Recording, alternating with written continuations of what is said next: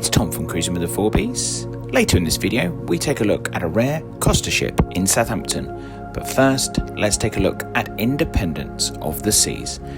The returning favourite. She was last here in 2019, but she's here for summer 2025 for various cruises, 3-night, 4, 5, 7 and 9-night cruises across the summer.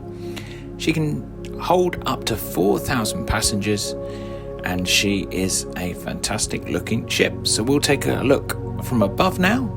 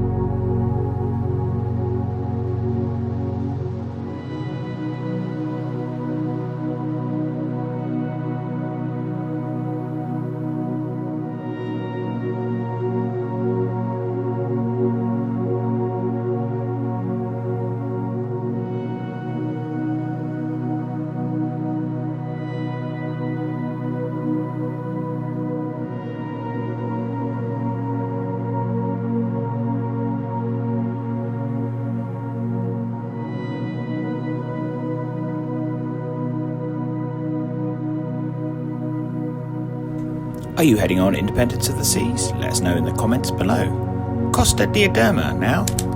Our first visit to Southampton. It's rare to see a Costa ship in Southampton, so I took advantage and will shortly take a look at above to see what is on offer. She is making a transatlantic from Brazil to Northern Europe, and then later in the summer we'll be heading to the Mediterranean and then back to South America next winter. Have you been on a Costa ship? Let us know.